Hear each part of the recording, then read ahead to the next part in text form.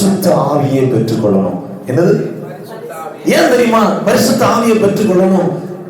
யோசேப்பினுடைய வாழ்க்கையில் வந்த இச்சைகளை தூண்டின பிசாசை மேற்கொள்வதற்கு அவனுக்குள் இருந்தது கர்த்தர் தேவ ஆவியானவர். அல்லேலூயா. அதனால நான் சொல்றேன், பரிசுத்த ஆவியானவர் நமக்குள் எப்பொழுது இருப்பார்னா, ஏற்கனவே தண்ணிக்க முக்குவதற்கு முன்னாடி நம்ம ஒப்பு கொடுத்த பார்த்தீங்களா, மனம் திரும்புதலுக்கு ஏற்றார் போல அப்பொழுது நம்மளை கண்டித்து உணர்த்துவார். டேய், நீ போற வழி சரி.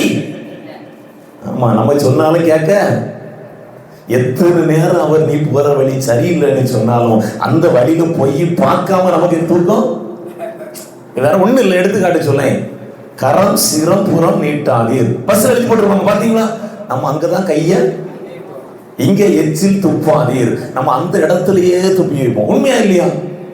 உண்மையா இல்லையா? எதை செய்யாதுங்கன்னு சொல்றோம் அதை நம்ம செய்யறது. நான் என்ன அண்ணா யோசிச்சு பார்த்தேன், அவர் இதை செய்யுங்கன்னு சொல்லியிருந்தா நம்ம செஞ்சிருக்க.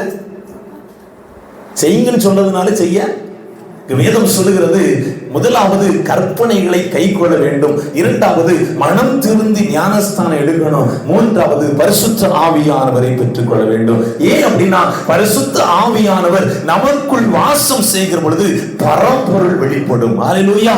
பரம தரிசனம் வெளிப்படும். அல்லேலூயா. பயங்கள் மாறும், பாடுகள் மாறும், உபத்திரவங்கள் மாறும், பிரச்சனைகள் மாறும், நிந்தைகள் மாறும். அதற்காகத்தான் சங்கீதக்காரனாகிய தாவீது அழகா சொல்லுவார், வாசிக்கலாமே சங்கீதங்களின் புஸ்தகம் அதனுடைய 51ஆம் சங்கீதம் 11வது வசனம். உமது சமூகத்தை விட்டு என்னை தள்ளாமலும். என்ன சொல்றாரு பாருங்களாம். தேசத்தை ஆளுகை செய்கிற ஒரு ராஜா சொல்றாரு, பரிசுத்த ஆவியை என்னை விட்டு நீர் எடுத்துக்கொள்ளாது. பங்குல கலந்தபடி சொல்லுங்க, ஒருபோதும் எனக்கு தந்திருக்கிற பரிசுத்த ஆவியானவரை நீங்க துக்கப்படுத்தாதுங்க.